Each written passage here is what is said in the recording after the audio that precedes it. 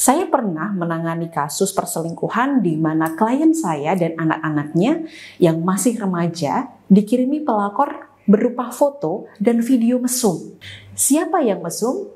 Ya, suami klien saya dengan pelakor itu.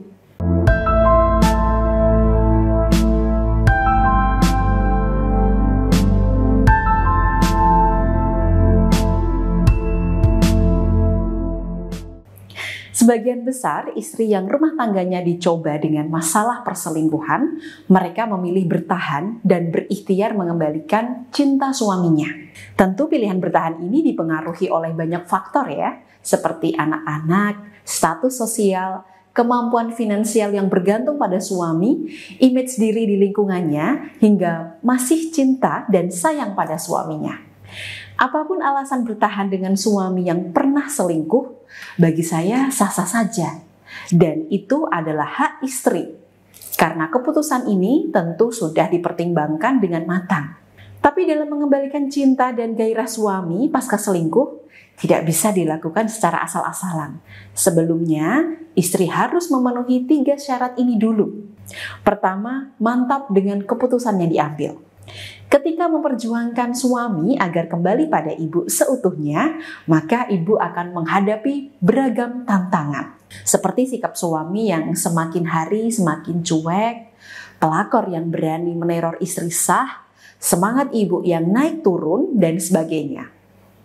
Ada beberapa istri yang awalnya semangat 45 dalam memutuskan suami dan pelakor. Tapi kemudian setelah mengalami tantangan-tantangan yang saya sebutkan tadi, semangatnya melempem. Bahkan akhirnya menyerah pada pelakor, berhenti ikhtiar, dan ujungnya status istri ini digantung oleh suaminya. Jadi saran saya, sebelum ibu memutuskan suami dengan pelakor, mantapkan dulu niatnya. Karena niat yang mantap akan menjadi penyemangat hidup ibu. Ketika menghadapi kendala, diteror pelakor, suami makin menjauh, semangat ibu tidak akan mudah dijatuhkan. Kemudian syarat yang kedua, mental yang kuat. Saya pernah menangani kasus perselingkuhan di mana klien saya dan anak-anaknya yang masih remaja dikirimi pelakor berupa foto dan video mesum. Siapa yang mesum? Ya, suami klien saya dengan pelakor itu. Lalu apa yang dilakukan klien saya? Beliau memblokir semua media sosial pelakor, baik itu dari HP-nya sendiri maupun di HP anak-anaknya. Kemudian, klien saya menasihati dan menguatkan mental anak-anaknya. Bagi istri yang mentalnya tidak kuat, dia mungkin tidak mampu bertahan dengan teror pelakor yang seperti ini. Sekarang, coba ibu berdiri di depan cermin.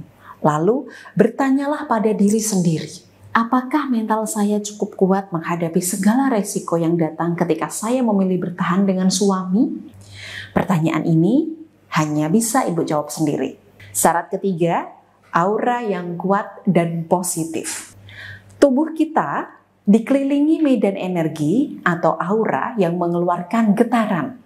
Getaran ini bisa positif maupun negatif, bisa kuat maupun lemah. Semakin positif dan kuat getaran energi ini, kinerjanya semakin baik untuk menarik beragam keberuntungan dalam hidup seperti keharmonisan rumah tangga, melunakkan hati suami, bahkan mengunci birahi suaminya. Nah, ketika istri tahu jika dia telah diselingkuhi suami, maka yang terjadi pada dirinya adalah marah, sedih, kecewa, stres, bingung, tidak tahu apa yang harus dilakukan. Beragam emosi negatif ibu tentu mempengaruhi aura daya tarik ibu. Muatan energinya menjadi lemah. Warnanya memudar, bahkan lebih gelap. Jika kondisi aura ibu seperti ini, maka perubahan secantik apapun yang ibu lakukan pada penampilan fisiknya tidak mampu menarik simpati suami. Karena masih tertutup aura negatif itu tadi. Maka saran saya, sebelum mengembalikan cinta suami, sebelum memutuskan suami dan pelakor, saran saya buka dulu aura daya tarik ibu.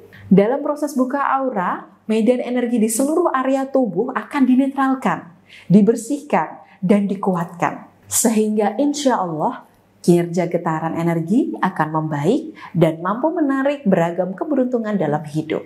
Khususnya agar ibu lebih mudah meluluhkan hati suami, mengunci birahinya, dan mengembalikan keutuhan rumah tangga ibu. Nah, jika ibu mantap ikhtiar melalui proses buka aura ini, silakan jangan segan hubungi saya melalui chat WhatsApp maupun telepon di nomor 08111264401 atau klik chat WhatsApp otomatis di deskripsi video ini.